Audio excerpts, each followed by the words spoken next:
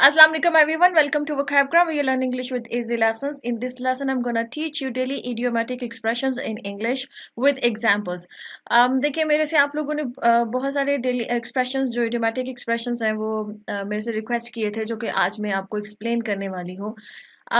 ये daily expressions हैं जो मैं उन एक्सप्रेशंस को देख रही थी idiomatic एक्सप्रेशंस को. ये डेली कन्वर्सेशन में इस्तेमाल होने वाले एक्सप्रेशंस हैं जो आप बहुत ज़्यादा सुनते होंगे इर्द गिर्द. आपने मूवीज़ में सुना होगा, टॉक शोज़ में सुना होगा, किसी को इस्तेमाल करते सुना होगा, बोलते हुए सुना होगा, जो आप लोगों ने मेरे से रिक्वेस्ट किया है. तो आज मैं वो सारे एक्सप्रेशंस आपको एक्सप्लेन करती हूँ उनके मीनिंग क्या है, आपने उनको कैसे इस्तेमाल करना है. इम्पॉर्टेंट लेसन है, इस लेसन को एंड तक देखिएगा. आपको बहुत मतलब इंटरेस्टिंग किस्म की डेली एक्सप्रेशंस इस्तेमाल करने को सीखने को मिलेंगे. ये आपकी स्पोकन इंग्लिश को इम्प्रूव करेंगे, आपकी लिसनिंग को इम्प्रूव करेंगे, आपको नेटिव स्पीकर्स को समझने में जो है ना वो आसानी देंगे, हेल्प करेंगे. ठीक है जी, चलो ये शुरू करते हैं. अच्छा जी, हमारा जो पहला एक्सप्रेशन है वो है अहेड ऑफ टाइम. आपने बहुत ज़्यादा सुना होगा. अच्छा, ये मैंने जो है ना अक्सर ये आप देखिएगा, अगर आप कुछ वीडियोस वगैरह देख रहे हो जैसे सॉन्ग्स की या मूवीज़ की इस तरह की, तो नीचे कमेंट्स में लिखा हुआ था ना कि this song was ahead of time या this movie was ahead of time.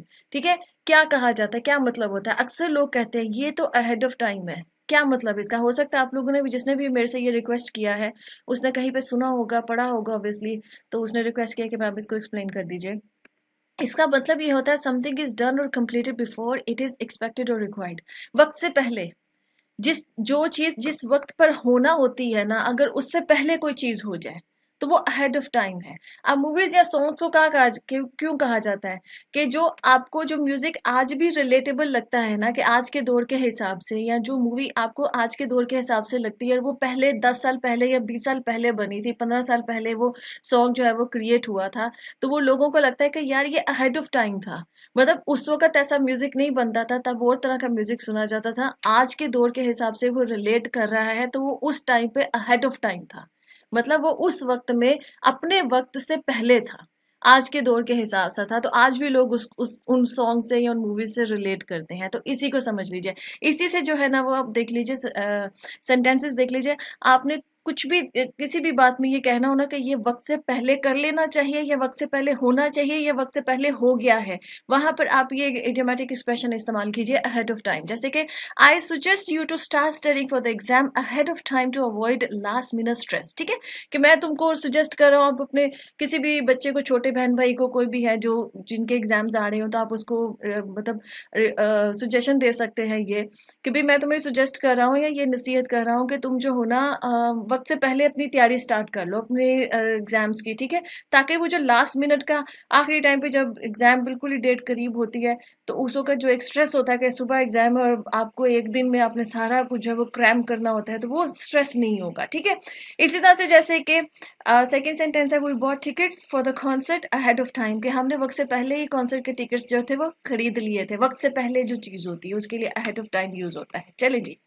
Next हमारे पास जो इडियोमैटिक एक्सप्रेशन है वो है जी वन ऑफ दोज डेज. ये मैंने बहुत सुना है, नेटिव स्पीकर्स इसको इस्तेमाल करते हैं बहुत ज्यादा. अहेड ऑफ टाइम को भी ओबियसली करते हैं, बाकी भी जो आएंगे आगे वो भी करते हैं. ये बहुत ज्यादा तो one of those days, one of those days अक्सर बोला जाता है. आप मूवीज में भी सुनेंगे, जो अच्छी इंग्लिश बोलते हैं वो भी बड़ा बोलते हैं वन ऑफ दोज डेज.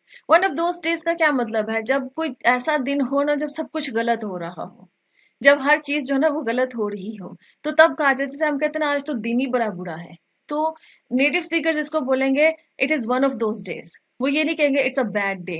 नहीं, हम अगर उसको लिटरली जो उसकी ट्रांसलेशन करेंगे तो हम तो नॉर्मली ये बोलते हैं ना आज तो दिन ही बहुत बुरा है, सारी चीजें गलत हो रही हैं, सब कुछ ही गलत हो रहा है. ठीक है, होता है ना कभी कभी आता है कोई ऐसा दिन होता है कि जब सब कुछ ही गलत हो रहा होता है, कुछ कोई काम भी ठीक नहीं हो रहा होता. ठीक, तो वो वन ऑफ दोज डेज होता है. हम उसको कहते हैं आज दिन बहुत बुरा है. नेटिव स्पीकर्स उसको कहेंगे it's one of those days, कि ये वो दिन है जब सब कुछ ही गलत हो रहा है, कुछ भी ठीक नहीं हो रहा है. ठीक है, एक्सप्रेशंस क्या, सेंटेंस क्या हुआ इसका? Today is just one of those days where nothing seems to go right, कि आज तो बस वो एक दिन, बुरा दिन है जहाँ जब कुछ भी ठीक नहीं हो रहा है, हर चीज जो है ना वो गलत हो रही है. तो it's one of those days. ठीक,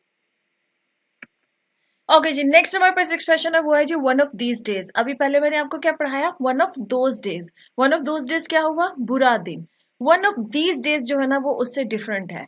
जबकि देखिए सिर्फ दोज और दीज का फर्क है, दोनों एक्सप्रेशंस मिलते जुलते हैं लेकिन मीनिंग में फर्क आएगा। वन ऑफ दोज डेज होता है बुरा दिन, वन ऑफ दीज डेज होता है जब आपने ये कहना होता है कि कभी आप ये काम करेंगे, आपको मालूम नहीं कब करना है, कभी करेंगे। क्या ना किसी दिन, जैसे हम बोलते हैं ना किसी दिन ना मैं ये कराऊंगा, किसी दिन मैं अपना कमरा साफ करूंगा, ठीक है। अब आपने स्पेसिफाइड नहीं किया है कि किस दिन आप अपना कमरा साफ करेंगे, किसी दिन, ठीक है। तो वो होगा वन ऑफ दीज डेज, कि किसी दिन मैं ये काम करूंगा, तब उसके लिए ये इस्तेमाल होता है। जैसे कि I get around to organising my closet one of these days, कि मैं किसी दिन जो है ना अपना जो क्लोजेट है ना उसको ऑर्गेनाइज करूंगा। जैसे आपके क्लोजेट में सारी चीजें जो वो बड़े मैसी सी हैं, पड़ी हुई हैं, ठीक है, बिखरी हुई हैं, तो आप कह रहे हैं कि मैंने ऑर्गेनाइज करना है। वन ऑफ दीज डेज मतलब किसी दिन मैं अपनी क्लोजेट जो है ना वो ऑर्गेनाइज करूंगा। I clean my room one of these days, मतलब मैं किसी दिन अपना जो है ना वो रूम क्लीन करूंगा। अब किस दिन ये नहीं पता। We will get our home painted one of these days, के हम अपना होम जो है ना अपना घर जो है किसी दिन पेंट करवाएंगे। अब किस दिन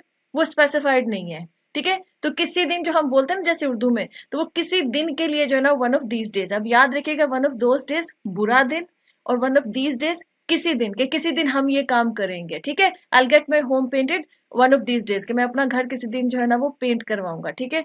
या आई get my car fixed one of these days, कि मैं अपनी कार ठीक करवाऊंगा, ठीक है। जो भी आपने कहना है, कोई भी चीज फिक्स करवानी है, ठीक है, ठीक करवानी है, फॉसेट करवाना है, जैसे किचन फॉसेट फिक्स कराना है, I get my kitchen focus faucet fixed one of these days, कि मैं किसी दिन अपना किचन के जो वो फॉसेट है उसको ठीक करवाऊंगा, ठीक है। वन ऑफ दीज डेज किसी दिन ये काम करवाएंगे, वहां पर ये यूज होता है ये। अब नेक्स्ट जो एक्सप्रेशन है वो है जी so much so. So much so भी बहुत कॉमनली यूज होने वाला एक डेली इडियोमेटिक एक्सप्रेशन है, और इसका मतलब ये होता है जब आपने किसी चीज के ऊपर एम्फसाइज करना होता है कि इतना ज्यादा या बहुत ज्यादा, इन मीनिंग्स में जो ना वो इस्तेमाल होता है सो मच सो। जैसे कि his dedication to his work was remarkable, उसकी जो अपने काम की तरफ जो लगन है ना वो रिमार्केबल है, मतलब काबिल तारीफ है।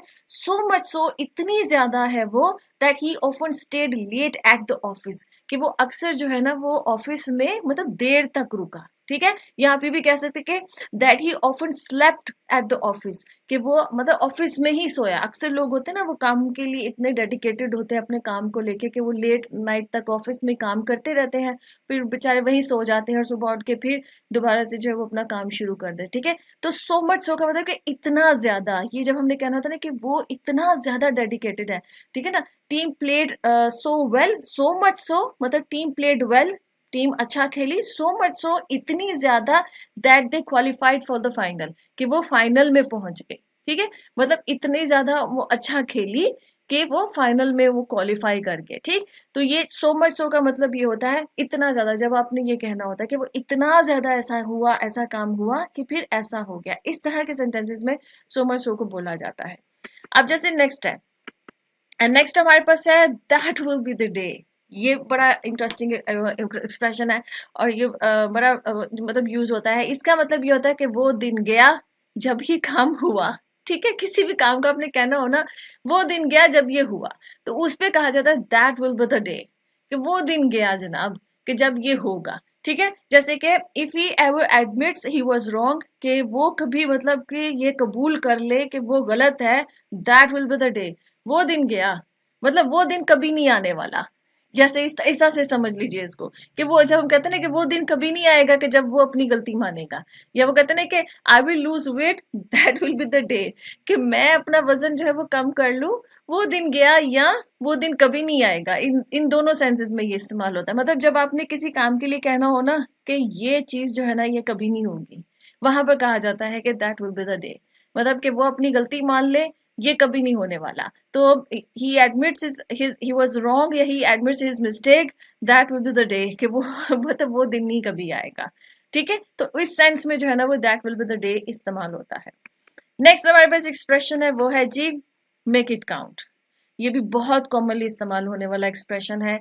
आपको मतलब डेली कन्वर्सेशन में इस्तेमाल करते हुए लोगों को आप सुनेंगे बहुत ज्यादा, ठीक है। मेक इट काउंट का क्या मतलब है, जब आपने किसी को किसी काम में अप्रिशिएट करना होता है, उसकी हिम्मत बढ़ानी होती है, और उसको जब ये कहना होता है कि इसको जितना बेहतर कर सकते हो ना करो, ये एक्चुअली दूसरे इंसान को इनकरेज करने के लिए इस्तेमाल होता है, मेक इट काउंट जो कहा जाता है।